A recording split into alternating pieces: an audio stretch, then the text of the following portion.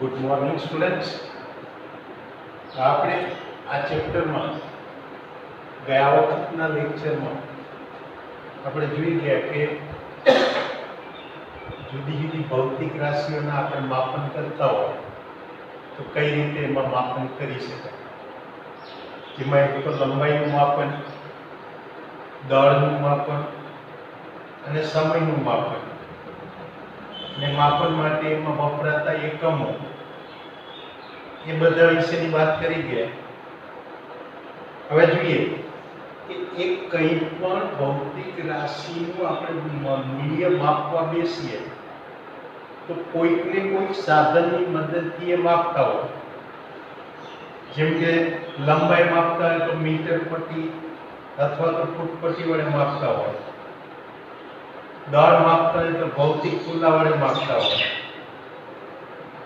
સમય માપતા હોય તો આપણે સાદી કામના ઘડિયાળ અથવા તો એટલે એટોમિક ક્લોક કે એવી કોઈ બીજી અન્ય રચના વડે માપતા હોય. તો આવી રીતે એ ભૌતિક રાશિનું માપન લેવા માટે આપણે જે કોઈ સાધનનો ઉપયોગ કરતા હોય એ સાધન માટે આપણે જોઈશું કે સાધનની ચોકસાઈ, એની સચોટતા અને એના વડે મળતી માપનની અંદર ત્રુટિ એ કોને કહેવાય.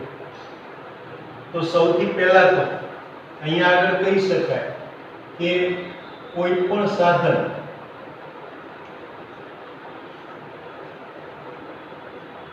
એના વડે મપાતું મૂલ્ય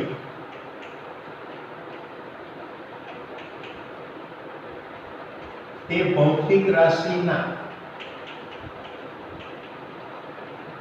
સાચા મૂલ્યની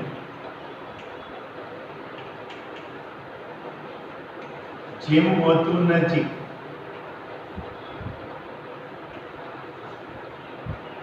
તેમ તે સાધન વડે અથવા તો તે સાધનની ચોકસાઈ વધુ કહેવાય. આ એક તો આપણે પહેલી વાત કરી એ ચોકસાઈ વિશે. ઉદાહરણ તરીકે જુઓ કે કોઈ લંબાઈનું મૂલ્ય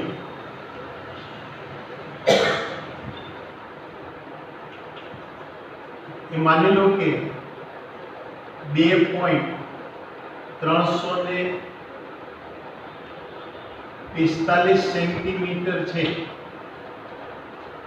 હવે એને જુદા જુદા સાધન વડે માપીએ તો અહીંયા આગળ એના મૂલ્ય જુદા જુદા મળે. દાખલા તરીકે હું સાદી ફૂટ પટ્ટી લઉં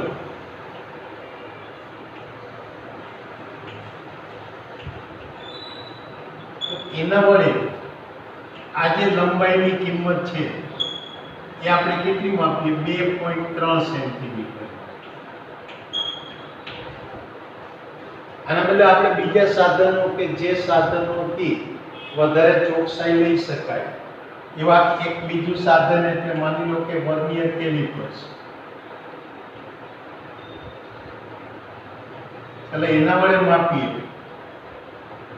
તો એ લંબાઈ માનો કે અહીંયા આપણને 2.35 સેન્ટીમીટર મળે. તો હવે આમાં તમે જોઈ શકો કે આનું ચોક્કસ મૂલ્ય કેટલું છે? 2.345 સેન્ટીમીટર. પણ સાદી ફૂટ પટ્ટી વડે માપીએ તો 2.3 સેન્ટીમીટર જ મળે. એનો અર્થ એ કે સાચા મૂલ્યથી દૂર છે. એટલે આ સાદી ફૂટ પટ્ટી વડે માપેલું જે માપ છે એ મૂલ્ય આપણને એટલું વધારે ચોક્કસ મળતું નથી. આના બદલે મેં વર્નિયર કેલિપર્સ વડે માપેલું હોય તો એ અહીંયા આગળ મને જે મળે છે કેટલું મળે છે? 2.35 સેન્ટીમીટર. એટલે કે સાદી ફૂટ પટ્ટી વડે મળતા માપ કરતા વર્નિયર કેલિપર્સ વડે મળતું માપ એ આપણને કંઈક વધારે ચોક્કસ મળે છે. કારણ કે આ વર્નિયર કેલિપર્સ એનું જે લઘુત્તમ માપ છે એ આપણને 0.01 સેન્ટીમીટર સુધી ચોક્કસ મળે. એટલે સાદી ફૂટ પટ્ટી કે જે આપણને માત્ર 0.1 સેન્ટીમીટર સુધીનું માપ ચોકસાઈથી આપી શકતી હોય તો એના બદલે વર્નિયર કેલિપર્સ એ આપણને કંઈક હજુ વધારે ચોકસાઈથી માપ આપી શકે. આના બદલે માની લો કે અહીંયા માઇક્રોસ્કોપ લઈએ,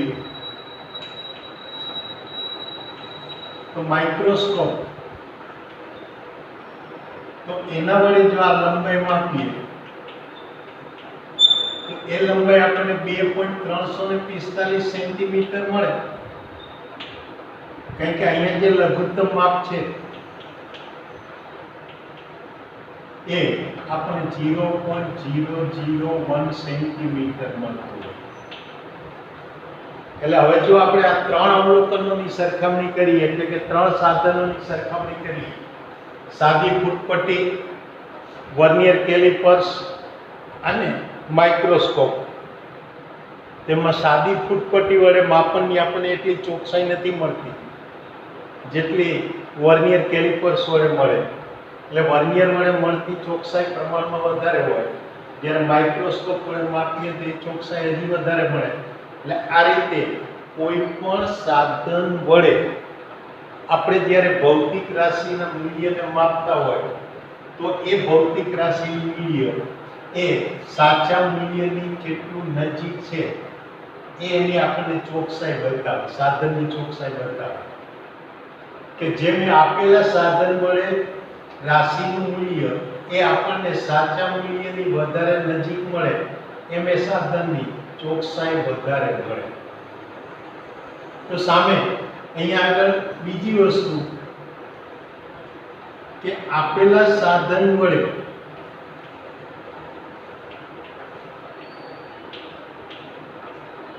જે અહીંયા માપ લઈએ તો મપાતું માપ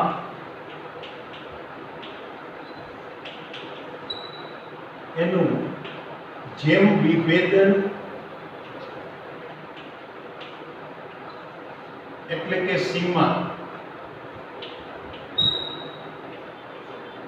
એ વધુ તેમ તેના વડે મપાતું મૂલ્ય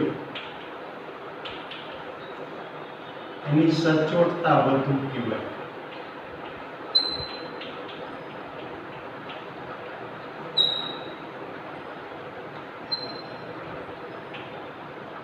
જોઈએ આપણે કે અહીંયા તમે જોઈ શકો છો કે જે ફૂટપટ્ટી છે, તો અહીંયા દાખલા તરીકે આપણે કહી શકીએ કે ફૂટપટ્ટી એનું ની સીમા અથવા વિભેદન એટલે કે એનું લઘુત્તમ માપ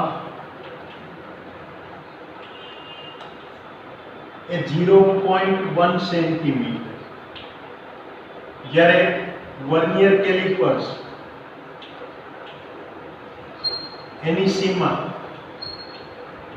એ 0.01 સેન્ટીમીટર, અને માઇક્રોસ્કોપ લઈએ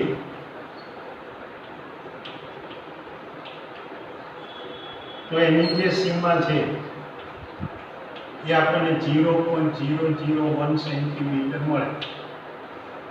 એનો અર્થ એ કે હું કોઈ પણ માપ લઉં તો એ માપ સાદી ફૂટપટ્ટીથી માપવા જાઉં તો મને માપનમાં જે સચોટતા મળે એના કરતાં વર્નિયર કેલિપર્સની અંદર સચોટતા વધારે મળે. તો માઇક્રોસ્કોપમાં એના પણ કરતાં પણ વધુ સચોટતા મળે. અહીંયા એ સચોટતા અને ચોકસાઈ આ બે શબ્દો એ એકબીજાથી જુદા સમજવાના, કારણ કે બંને શબ્દોને એક સરખા નથી, મિક્સ નથી. દાખલા તરીકે હું અહીંયા આગળ માઇક્રોસ્કોપ વડે લંબાઈ માપતો તો કોઈ વ્યક્તિ કંઈક ભૂલ કરે અને એ લંબાઈનું માપ એ સાચા મૂલ્યથી નજીક ન જાય તો એ માપન વડે જે એમાં ચોકસાઈ છે એ ચોકસાઈ આપણને મળતી નથી. પણ એનો અર્થ એવો નહીં કે સાધનની જે સચોટતા છે એ જતી રહે છે. એટલે આ રીતે આ સચોટતા અને ચોકસાઈ વચ્ચે આ કંઈક એક તફાવત છે.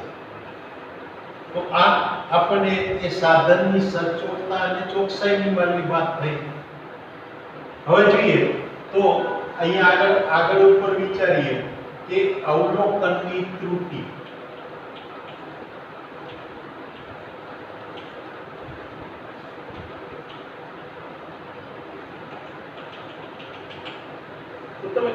પણ સાધન વડે માપ લેવા જાઓ તો એ માપ એ સંપૂર્ણપણે તો ચોક્કસ હોતું નથી, એમાં કંઈક ને કંઈક તો અચોકસાઈ રહેતી જ હોય. ઉદાહરણ તરીકે અહીંયા જુઓ કે મારી પાસે આ કોઈ એક પદાર્થ છે, માનો કે આવી એક પાતળી અહીંયા આગળ નળાકાર પેન્સિલ જેવી એક સળી છે. હું આની લંબાઈ માપવા બેસું છું, સાદી ફૂટપટ્ટી વડે માપતો તો આ માનો કે ફૂટપટ્ટીમાં 0 નો કાપો, અહીંયા આગળ આ માની લો કે આ આપણી પાસે આ 1 સેન્ટીમીટર, આ 2 સેન્ટીમીટર, આ 3 સેન્ટીમીટર. આમાં જોશો તો એમાં પણ તમને ફૂટપટ્ટીની અંદર આવા 1 સેન્ટીમીટરમાં 10 ભાગ પાડેલા જોવા મળે. તો આપેલા પદાર્થની, આપેલા એવી નળાકાર પદાર્થની લંબાઈ જે છે એવું માપવા બેસું તો અહીંયા આ રીતે માપ લેતો તો અહીંયા જોઈ શકાય કે આ જે માપ છે એ આપણને 2 પોઈન્ટ, એટલે આ 1 આ 2 તો 2.3 અને 2.4 ની વચ્ચે મળે છે. એટલે અહીંયા આનો અર્થ એ કે આપેલા આકૃતિમાં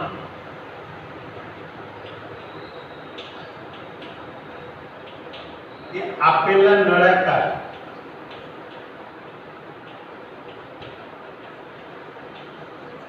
તો એની લંબાઈ એ 2.3 સેન્ટીમીટર અને 2.4 સેન્ટીમીટર ની વચ્ચે છે.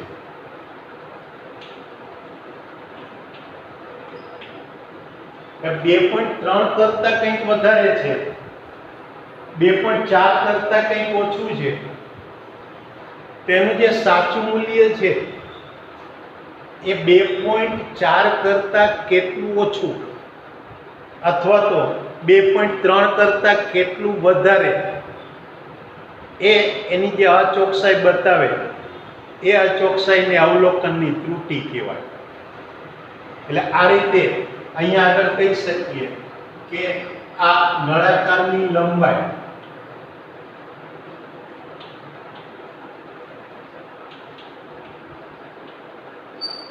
એ 2.3 સેન્ટીમીટર કરતા કેટલી વધારે તે દર્શાવતું મૂલ્ય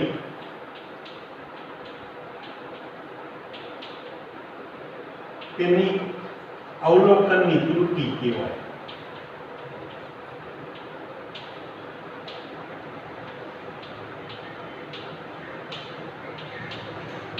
એટલે આ રીતે કોઈ પણ ભૌતિક રાશિનું માપન કરતા હોય ત્યારે એ રાશિના માપનના મૂલ્યમાં કેટલી અચોકસાઈ છે એ દર્શાવતા સંખ્યાને એ અવલોકનની ત્રુટિ કહેવાય. જે રીતે આપણે અગાઉ જોયું કે અવલોકનની ચોકસાઈની અંદર આપણે પદાર્થની ચોક્કસ લંબાઈ 2.345 સેન્ટીમીટર લીધી, પણ જો એને સાદી ફૂટપટ્ટી વડે માપીએ તો એની અંદર ચોકસાઈ ક્યાં સુધી મળે? 0.1 સેન્ટીમીટર સુધી છે. એટલે કે એ વખતે 2.3 સેન્ટીમીટર કરતાં કંઈક વધારે, પણ એ કેટલી વધારે એટલે કે 0.045 સેન્ટીમીટર વધારાની છે એ આપણને સાદી ફૂટપટ્ટી દર્શાવતી નથી, માટે 0.045 એની કંઈક ત્રુટિ થઈ કહેવાય. એટલે આ રીતે કોઈ પણ પ્રયોગના અવલોકનો દરમિયાન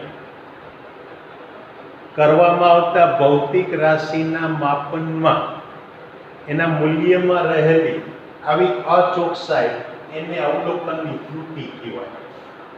હવે અહીંયા જ્યારે માપનની અચોકસાઈ છે એ માપનની અચોકસાઈ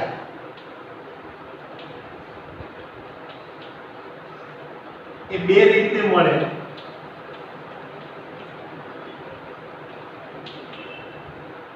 એક તો કે ત્રુટિ વડે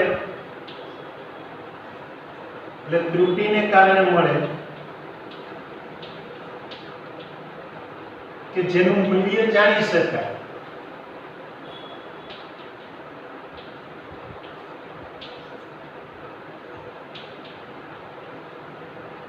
પણ એ સાધન વડે તેને દૂર કરી શકાતી નથી.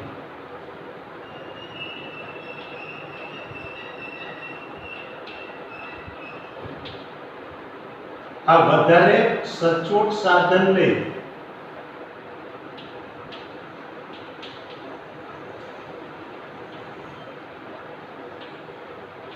એ ત્રુટિ ઘટાડી શકાય.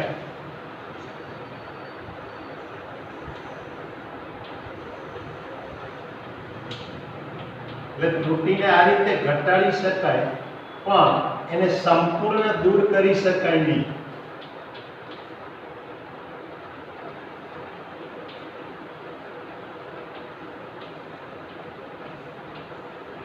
કોઈ પણ સાધનની ત્રુટિ એટલે કોઈ પણ અવલોકનની ત્રુટિ એ સંપૂર્ણપણે આપણે ક્યારેય દૂર કરી શકતા નથી. એમાં કેટલા પ્રમાણમાં ત્રુટિ છે એ જાણી શકાય. વધારે સચોટતા વાળું એટલે કે વધુ સારી લઘુત્તમ માપશક્તિ વાળું સાધન લઈએ તો એ સાધન વડે એ જે અવલોકન છે એની ત્રુટિની અંદર કંઈક ઘટાડો કરી શકાય, પણ એને સંપૂર્ણપણે ત્રુટિ રહિત એવું અવલોકન આપણે મેળવી શકતા નથી. કારણ કે એના માટે આપણી પાસે કોઈ મર્યાદા જ નથી. જે રીતે સાદી ફૂટપટ્ટીથી આપણે કામ કરતા હોઈએ તે ફૂટપટ્ટીની આપણી સાધનની મર્યાદા છે કે 0.1 સેન્ટીમીટર કરતાં નાનું માપ એ ચોકસાઈથી માપી શકતી નથી. એટલે કોઈ પણ અવલોકનકાર સાદી ફૂટપટ્ટી વડે જ્યારે પ્રયોગ કરતો હોય તો ગમે તેટલો એ હોશિયાર અવલોકનકાર હોય તો પણ એનું માપની અંદર કંઈક તો ત્રુટિ આવવાની જ છે. એમ એના કરતાં પેલા માઇક્રોસ્કોપ લે તો ત્રુટિનું પ્રમાણ ઘટે, પણ એ સંપૂર્ણપણે દૂર ના થાય. તો સામે અચોકસાઈ જે બીજી રીત છે એ પેલા ભૂલને કારણે અચોકસાઈ.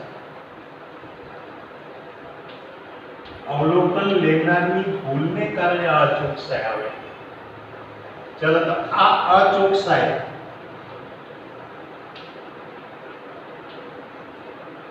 એ જે અચોકસાઈ છે એ અવલોકનકાર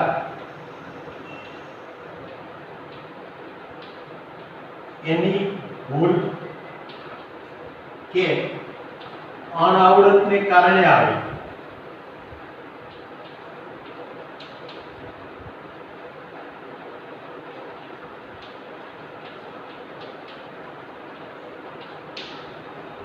એની બેદરકારી અથવા ભૂલ અથવા અનાવડતને કારણે આવે. દાખલા તરીકે કોઈ અવલોકનકાર હોય એ પૂરતો એનામાં સ્કિલ ના હોય એટલે કે પૂરતો હોશિયાર ના હોય તો એને વડે કોઈ અવલોકન લેવામાં આવે તો એમાં કંઈક અચોકસાઈ આવવાની શક્યતા છે. પણ એ અચોકસાઈને માટે એને વાપરેલું સાધન જવાબદાર નથી. એ સાધનનો એને ઉપયોગ સારી રીતે કરતા ના આવડતો હોય તો પણ એ અચોકસાઈ એમાં આવી જાય. એમ એ ભૂલમાં કોઈ એક અવલોકન હોય એના બદલે બીજું અવલોકન વાંચી લે તો પણ અચોકસાઈ આવી જાય. દાખલા તરીકે અહીંયા 2.3 અને 2.4 ની વચ્ચે છે, એના બદલે એ જો ભૂલમાં 2.4 અને 2.5 ની વચ્ચે માપી લે તો પણ એમાં કંઈક અચોકસાઈ આવી જાય. એટલે આ રીતે આ ભૂલને કારણે પણ અચોકસાઈ આવે. ઓફકોર્સ વધારે હોશિયાર અવલોકનકાર હોય અને કાળજીપૂર્વક અવલોકન લે તો એ ભૂલને કારણે જે અચોકસાઈ આવે છે એને સંપૂર્ણપણે દૂર કરી શકાય. પણ પેલા જે અહીંયા સાધનની મર્યાદાને કારણે અથવા તો ત્રુટિને કારણે જે અચોકસાઈ આવે છે એ અચોકસાઈને સંપૂર્ણપણે દૂર કરી શકાતી નથી. એટલે આ રીતે અહીંયા આગળ મુખ્યત્વે આપણી પાસે જોઈએ તો તો પહેલા તો એક આપણી પાસે ચોકસાઈ અને સચોટતા વચ્ચેનો કંઈક સૂક્ષ્મ ભેદ સમજવાનો કે ચોકસાઈ કોને કહેવાય તો કે જે સાચા મૂલ્યની જેમ વધારે નજીક એમ એ ચોકસાઈ વધારે કહેવાય. જ્યારે સચોટતા કોને કહેવાય તો કે આપેલા સાધન વડે જે નાનામાં નાનું માપ કંઈક ચોકસાઈપૂર્વક માપી શકાય એને એની સચોટતા કહેવાય. એટલે સચોટતા મારે જો વધારે ચોકસાઈ જોઈતી હોય તો જેમ વધુ નાનું માપ માપવું સચોટતાપૂર્વક માપવાની જે કેપેસિટી હોય એવા સાધન વડે અવલોકન લેવું પડે તો હું એને ચોકસાઈની અંદર અવલોકનની ચોકસાઈ વધારે સારી મેળવી શકું. બીજી વસ્તુ આપણે જોઈએ કે અવલોકનની ત્રુટિ અને ભૂલ. તો ત્રુટિ અથવા ભૂલ એટલે આમ જોવા જાવ તો એ શું છે તો કે માપનના મૂલ્યમાં આવતી કંઈક અચોકસાઈ એટલે કે અનિશ્ચિતતા. તો એવી અચોકસાઈની ત્રુટિ અથવા ભૂલ કહેવાય. એમાં ભૂલ અને ત્રુટિ વચ્ચેનો ભેદ કે જે ત્રુટિ છે એ કાં તો સાધનની મર્યાદાને કારણે આવે કાં તો પ્રયોગની પદ્ધતિની મર્યાદાને કારણે આવી શકે અથવા તો એ પ્રયોગ કરનાર જે છે એની કંઈક વ્યક્તિગત આદતોને કારણે આવી શકે. એટલે એને કારણે જે અચોકસાઈ આવે છે એ અચોકસાઈનું પ્રમાણ જાણી શકાય એને સંપૂર્ણપણે દૂર કરી શકાતી નથી. એટલે એ એની ત્રુટિ થઈ. એના બદલે જો એ અવલોકનકાર અણઆવડત હોય બેદરકાર હોય તો એને કારણે જે કંઈ અચોકસાઈ આવે એની ભૂલ કહેવાય. અને ભૂલને તમે કાળજીપૂર્વક અને કંઈક વધારે હોશિયાર અવલોકનકાર વડે જો તમે એ અવલોકન લેવા જાઓ તો એ આપેલા સાધન વડે એ જે ભૂલ હતી એને દૂર કરી શકાય. એટલે આ રીતે એ ભૂલ અને ત્રુટિ વચ્ચેનો તફાવત મળે. હવે એ જો ત્રુટિઓના પ્રકાર જોઈએ તો અહીંયા એ અવલોકનની ત્રુટિઓના પ્રકાર.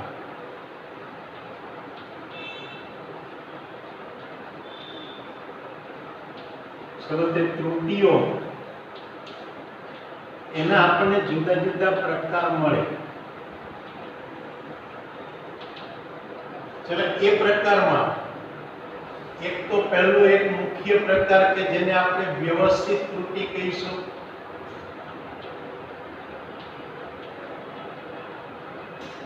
બીજી તો કે અવ્યવસ્થિત ત્રુટિ.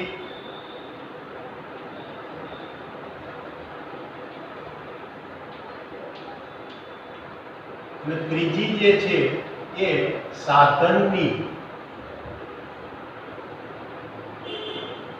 લઘુત્તમ માપ શક્તિ.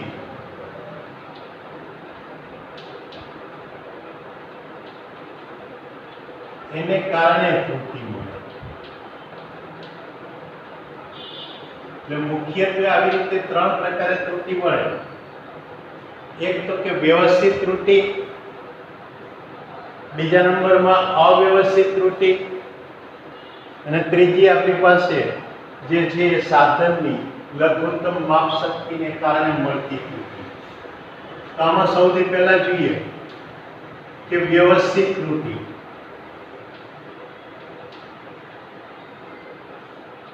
એટલે વ્યવસ્થિત ત્રુટિમાં શું હોય કે દરેક અવલોકનના એટલે કે અવલોકનના દરેક પુનરાવર્તન વખતે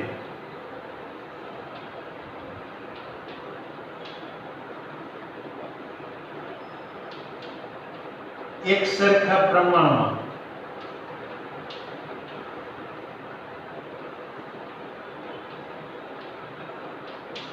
એ ત્રુટિ ઉમેરાતી હોય.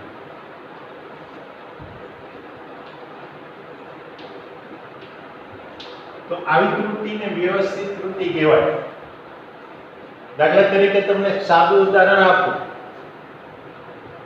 કે અહીંયા આપણે કાપડની લંબાઈ માપવાની મીટર પટ્ટી લઈએ.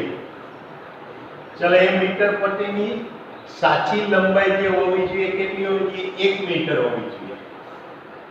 પણ માનો કે કોઈ કારણસર એ મીટર પટ્ટી કંઈક ટૂંકી થઈ ગઈ અને એની સાચી જે લંબાઈ છે પ્રમાણભૂત રીતે જોવા જઈએ તો એ લંબાઈ 99 સેન્ટીમીટર થતી હોય તો આનો અર્થ એ કે એના વડે જ્યારે તમે કંઈક માપ લેવા જાઓ તો પહેલી એક વખત તમે એક કાપડ માપો એટલે ત્યાં 1 મીટરના બદલે કેટલું મળશે 99 સેન્ટીમીટર એટલે 1 સેન્ટીમીટર ઓછું મળે. માનો કે એના વડે તમારે 2 મીટર કાપડ જોઈતું હોય તો 2 વખત એ મીટર પટ્ટી વડે માપ લેવાના. પહેલી વખતે 1 સેન્ટીમીટર ઓછું થયું, બીજી વખતે પણ 1 સેન્ટીમીટર ઓછું થયું એટલે આપણે માપ ગણીશું 2 મીટર પણ ખરેખર એ જે એનું સાચું મૂલ્ય હશે એ તો 2 મીટરમાં 2 સેન્ટીમીટર ઓછું થશે એટલે કે એને બીજી વખત એ સાધન વડે અવલોકનનું પુનરાવર્તન કર્યું એટલે ફરી પાછું 1 સેન્ટીમીટરની જ અચોકસાઈ ઉમેરાય. એમાં એવું ના બને કે પહેલી વખતે 1 સેન્ટીમીટર અચોકસાઈ ઉમેરાય અને બીજી વખતે 1 ના બદલે 1.5 સેન્ટીમીટર અચોકસાઈ ઉમેરાય. એટલે જેટલી વખત પુનરાવર્તન કરીશું એ દરેક વખતે એમાં જે અચોકસાઈ ઉમેરાશે એ અચોકસાઈ એક સરખી જ ઉમેરાય એટલે એવી ત્રુટિને વ્યવસ્થિત ત્રુટિ કહેવાય. ચાલો આવી જે વ્યવસ્થિત ત્રુટિ છે એ વ્યવસ્થિત ત્રુટિ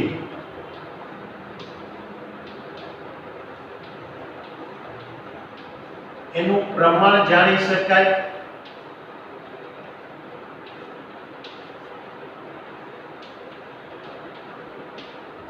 પછી એ ત્રુટિ ઉદ્ભવવાનું કારણ જાણી શકાય.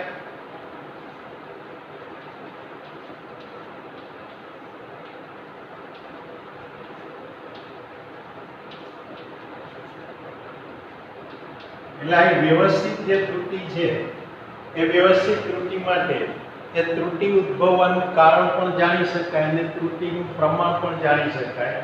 યાદ રાખજો એને સંપૂર્ણપણે દૂર કરી શકાતી નથી એટલે એને સંપૂર્ણ દૂર કરી શકાય નહીં.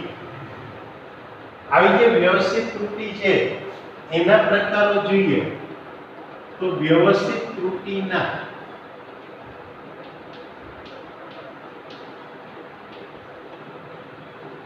એટલે એના પ્રકારો આપણને મળે તો આવી વ્યવસ્થિત ત્રુટિના આપણને જે પ્રકારો મળશે એ મુખ્યત્વે 3 પ્રકાર મળશે. વ્યવસ્થિત ત્રુટિના આપણને 3 પ્રકાર મળે અને એ 3 પ્રકારો કયા કયા હોય તો કે એક તો સાધનની મર્યાદાને કારણે,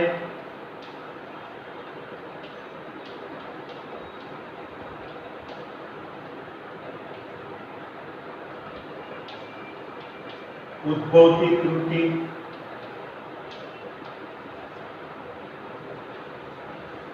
પછી એમાં સાધનની ખામી પણ આવી જાય, માપ લેવાની મર્યાદા પણ આવી જાય. દાખલા તરીકે કોઈ સાધનની ઓછામાં ઓછું માપવાની શક્તિ એટલે કે એની લઘુત્તમ માપ શક્તિ એ 0.1 સેન્ટીમીટર હોય તો એ સાધન વડે તમે પ્રયોગો કરો તેમાં અચોકસાઈ એ પ્રમાણમાં તો દરેક વખતે 0.1 ના પ્રમાણમાં તો ઉમેરાતી જ જવાની. એટલે એ સાધન તમે માનો કે 0.1 સેન્ટીમીટર લઘુત્તમ માપના બદલે 0.01 સેન્ટીમીટર લઘુત્તમ માપવાળું સાધન લો તો ત્રુટિનું પ્રમાણ ઘટાડી શકાય. પણ એ 0.1 વાળાથી તમે દર વખતે લો તો દર વખતે એની મર્યાદા આવી ગઈ કહેવાય. એટલે એને કારણે ત્યાં ત્રુટિ ઉદ્ભવે કારણ કે એ સાધન 0.1 સેન્ટીમીટરથી વધારે ચોકસાઈ માપી શકતું નથી. એટલે સાધનની મર્યાદાને કારણે ઉદ્ભવતી એ ત્રુટિ. બીજી જો ત્રુટિ જોઈએ તો એ પ્રયોગ પદ્ધતિ,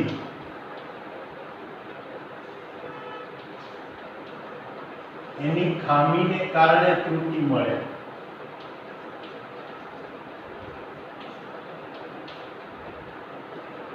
એ પણ આપણને વ્યવસ્થિત ત્રુટિ મળે. ઉદાહરણ તરીકે મારે પાતળા કાગળની જાડાઈ શોધવી છે પણ એ જાડાઈ શોધવા માટે જો મારે ઓછામાં ઓછી ત્રુટિ જોઈતી હોય તો માઇક્રોમીટર સ્ક્રૂ ગેજનો ઉપયોગ કરવો પડે.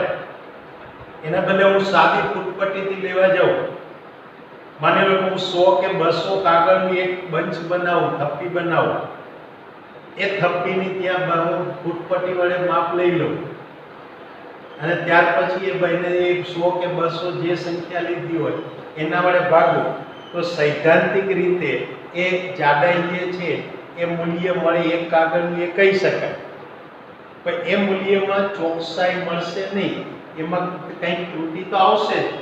એના બદલે જો તમે માઇક્રોમીટર સ્ક્રૂ ગેજથી એ લંબાઈ માપી હોય, જાડાઈ માપી હોય તો એ ત્રુટિનું પ્રમાણ ઓછું થઈ જાય. એટલે આ રીતે પ્રયોગ પદ્ધતિની ખામીને કારણે ત્રુટિ મળે. અને ત્યાર પછી જોઈએ તો વ્યક્તિગત ત્રુટિ.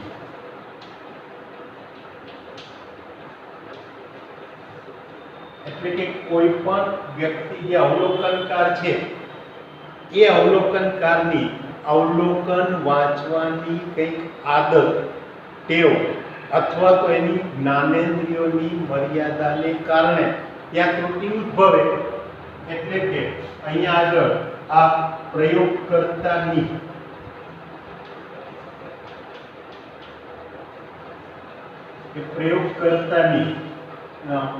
ટેવ અથવા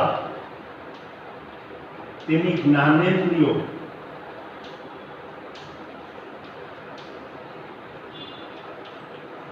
એની મર્યાદાને કારણે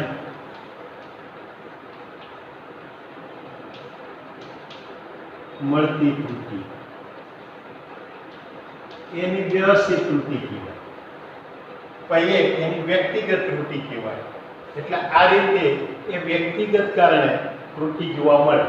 દાખલા તરીકે તમે જ્યારે કેમિસ્ટ્રીમાં પ્રેક્ટિકલ કરવા જશો ત્યારે પેલા બ્યુરેટ ને પીપેટ, તેમાં બ્યુરેટની અંદર તમે દ્રાવણ ભરેલું હશે તો એ દ્રાવણમાં ઉપરની સપાટી આમ અંતર્ગોળ દેખાય. તો અંતર્ગોળ સપાટી દેખાતી હોય તો ત્યાં ટીચર તમને એ અંતર્ગોળ સપાટીમાં નીચેના જે સપાટી હોય એને સ્પર્શક બની એ રીતે તમારી દ્રષ્ટિ રેખા ગોઠવવાનું કે. એટલે તમારે તમારી દ્રષ્ટિ રેખાને એ રીતે ઉપર નીચે લાવવી પડે કે જેથી કરીને એ દ્રષ્ટિ રેખા એ પેલી વક્ર સપાટીની સૌથી નીચેની સપાટીને સ્પર્શે. એના બદલે કોઈ અવલોકનકાર આમ સીધો ટટ્ટાર ઉભો રહે થોડું ઉપરથી જુએ તો ઉપરથી જુએ તો એની દ્રષ્ટિ રેખા છે એ ત્યાં જે ઓછામાં ઓછું નીચેમાં નીચું માપ છે ત્યાં સ્પર્શક નહીં બને, એના કરતાં થોડી ઉપર સ્પર્શક બની હોય એટલે માપ અવલોકન હોય એના કરતાં કંઈક વધારે હોય. એના બદલે જો એની દ્રષ્ટિ રેખા એટલી ઊંચે પહોંચી શકતી ના હોય, થોડું નીચેથી જ હોય તો એ અવલોકન હોય એના કરતાં કંઈક ઓછું મળે, જુદું મળે. એટલે આ રીતે દરેક વખતે એ એની મર્યાદાને કારણે ત્રુટિ મળે. તો આ એની ટેવને કારણે ત્રુટિ મળી. આના બદલે માનો કે તમે કેમિસ્ટ્રીમાં જ જ્યારે પૃથ્થકરણ કરતા હશો, કદ માપક પૃથ્થકરણ, વોલ્યુમેટ્રિક પૃથ્થકરણ કરતા હશો, તેમાં તમારે એક પ્રયોગ દરમિયાન જોવાનું હશે કે રંગવિહીનમાંથી આછો ગુલાબી રંગ. જો કોઈને રંગભેદ પારખવાની કંઈક એની શક્તિ ના હોય, મર્યાદા હોય, આંખોના નંબરને કારણે કે આંખોની ખામીને કારણે એ રંગભેદ સરખી રીતે પારખી ન શકતો હોય તો એ અવલોકનમાં એ ત્રુટિ મળે. એટલે આ રીતે આ વ્યક્તિગત ત્રુટિ, એટલે આ ત્રુટિના પ્રકારોમાં આપણે વ્યવસ્થિત ત્રુટિના પ્રકારો જોઈ ગયા. હવે આવતી વખતના લેક્ચરમાં આપણે જોઈશું અવ્યવસ્થિત ત્રુટિ અને સાધનની ત્રુટિ કોને કહેવાય. ત્યાં સુધી આપણે રજા લઈએ. આવજો. Good bye.